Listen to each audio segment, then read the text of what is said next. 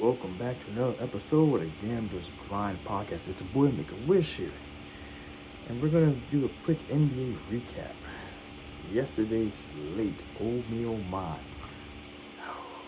There isn't really too much to say. There was nothing really exciting going on. Like nothing like really big happened. Like, psych. As y'all both, as you all saw, we came to two series conclusions happened yesterday.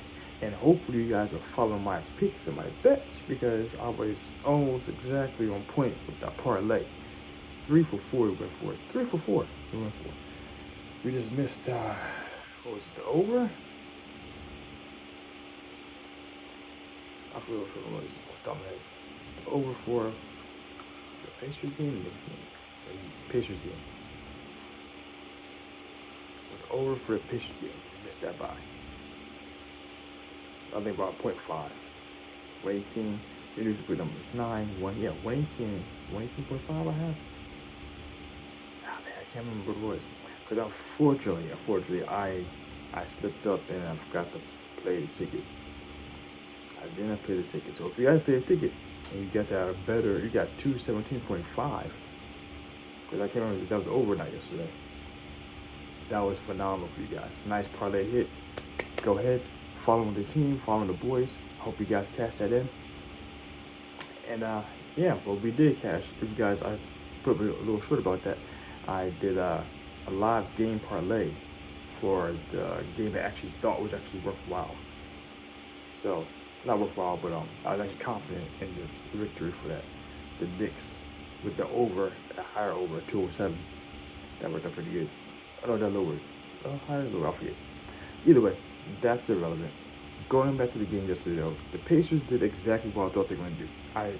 They were going to accelerate super fast and just completely decimate the defenses of the Bucks. And like I said, the Bucks have more life when they took Damian Lillard out the picture. When they took Giannis out the picture, they had a bigger fight. And so I'll say I do love the fact that they have certain things happening when they have certain stars on, but stars change the dynamic of the game.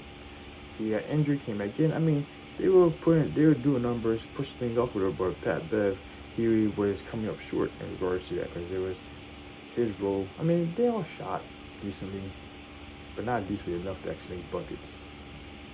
They had 4 of the starters in double digits, which isn't bad. Pat Bev wasn't. It wasn't bad though. It wasn't bad. It was a fine effort though. But as I said before, the Pacers stepped the gas and the Bucks were unable to keep up. That's basically the short answer. The defense passed away. That's the Bucks either way. Either the Bucks have a strong defense holding the Pacers down, or they were trying to outpace them. And the defense is what actually helped them get the victory and slow down the other game to almost a victory.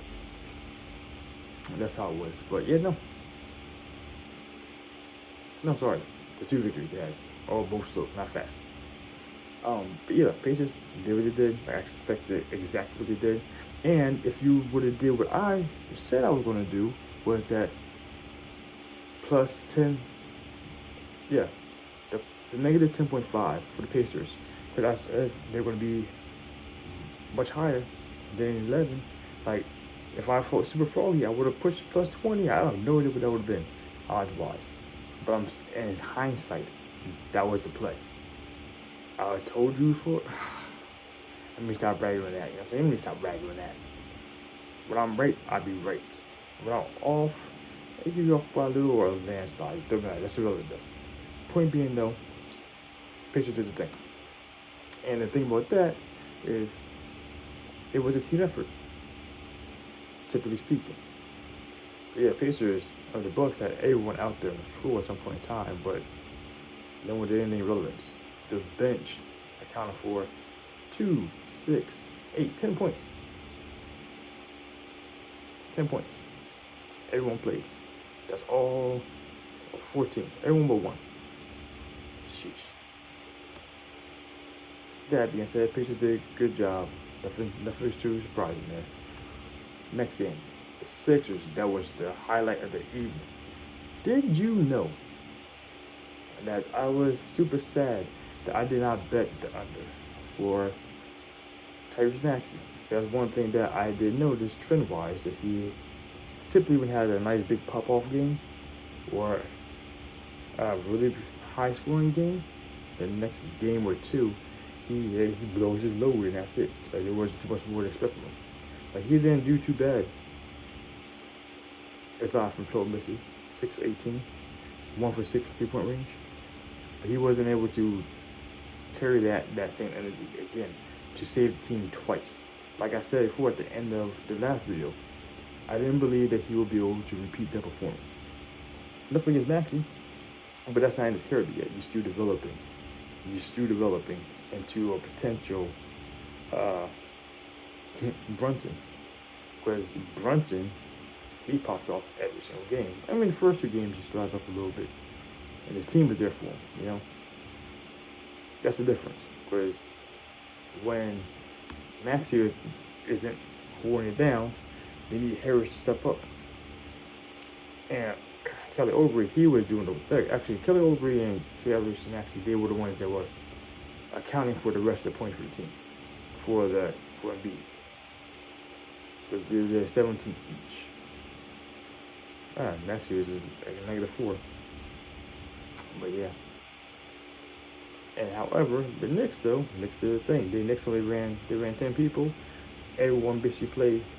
The starters just ran the whole court. It was that was such a good game. I wasn't watching, I was following it. And man, that was such a close game. Knicks started off hot. Philly came back at 1.5. Goodness. And after that, it was just literally 2 points, 2 points, 3 points, 2 points, 2 points, 3 points, 2 points, 3 points, back to back. Good game. They were saying this is like one of the top 5 best games in the playoffs ever. Closest game, point differential. Literally, all games combined, 1 point difference. 649 to 650, I think it was. Goodness.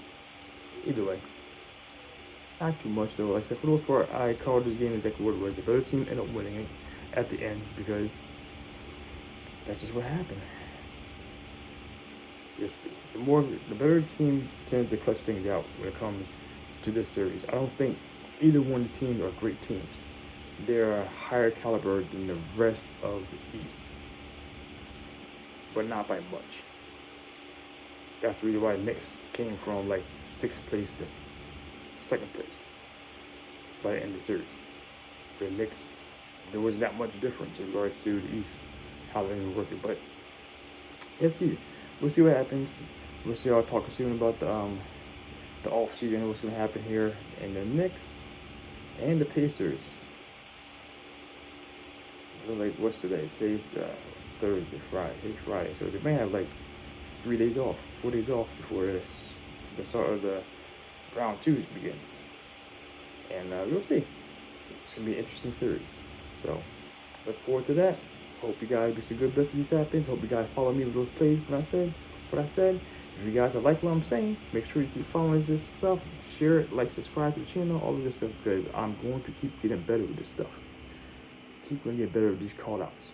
Because, by the way, the hard picks that I picked for the money line and the over-unders, those are phenomenally okay. Sometimes they're good. But the other picks I was calling, those other side picks, those were hitting. So listen to the information. I say some good things at times.